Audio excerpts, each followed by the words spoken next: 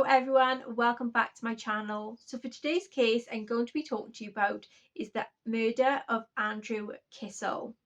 So Andrew Michael Kissell, born August the 23rd, 1959, had died on April the 3rd, 2006.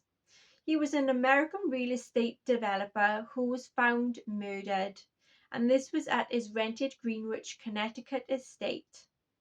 Kissell had been accused of defrauding a New York co-op board of millions of dollars.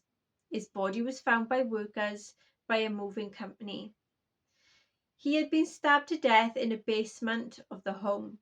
The motive for his murder was actually a mystery, as there were many people who had problems with him, including those from the US Justice Department, several multi-billion-dollar corporations, conglomerates, and his own wife. Kissell's chauffeur and his cousin were later found guilty in association with the murder.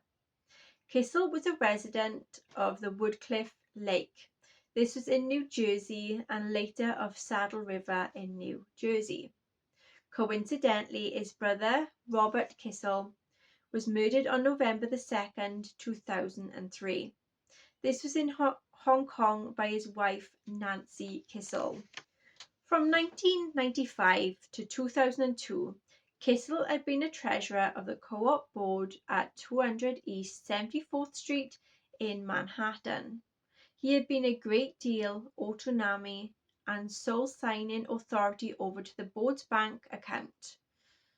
He arranged a financing plan to create a reserve fund and pay for renovations to the building, but also siphoned money into his own account, forging some statements, and eventually had embezzled on $3.9 million.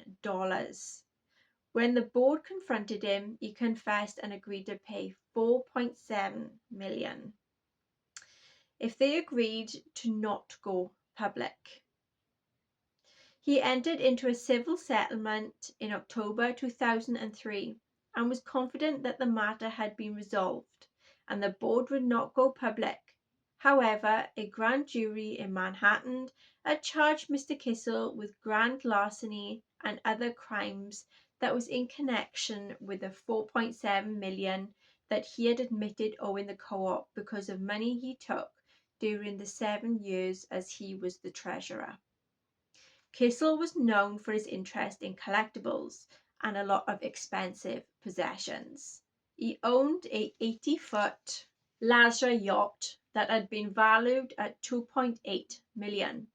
Among the vehicles in his classic car collection was a 1957 Mercedes valued at $420,000. Another item in his car collection was one of the original 4 1984 Pontiac Trans Am automobile, used in the TV series called The Knight Rider. In order to pay off some of the estimated $30 million debt that had been owed to various creditors, including the Internal Revenue Service, many pieces of his collections had been sold off. On December 20th, 2007, the KITT car was listed on eBay for sale with a starting bid of $20,000, which was met by an unspecific bidder. With its authenticity verified, the car was relisted on eBay on June the 12th, 2008, again with a starting bid of $20,000. The auction ended without the previous enthusiasm of the first auction, and it was purchased by a friend of George Barris, the car's creator. Kissell and his wife, Haley Wolf, were in the process of moving from Greenwich House in March 2006. The Kissells were behind their rent. Their landlord had filed a lawsuit claiming that the couple had neglected to pay the $14,300 rent, and this was for 6 months. The Kissells had agreed to vacate the premises by March the 31st. Members of a moving crew arrived at the mansion to complete the move and found Kissell's body. Hands and feet had been bound. and this was in the basement. He had been stabbed to death. Kissell's chauffeur, Carlos Trujillo, and Trujillo's cousins Leonardo Trujillo and Jay Trujillo were arrested in March 2008 and charged in his death. Police had followed up on a credit card found during a search of Carlos Trujillo's residence. During a follow-up interview, they were told about a murder plot.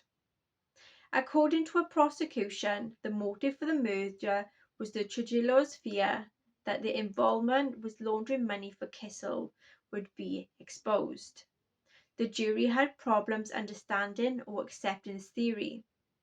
Carlos Trujillo was charged with murder and attempted murder. He was acquitted of the murder charge but entered a guilty plea, and this was to the attempted murder charge, and received a 6-year prison sentence followed by a deportation to his home country, which was in Colombia. Leonard Trujillo pleaded guilty to manslaughter and conspiracy to commit murder. He testified against his cousin Carlos and received a sentence of 20 years.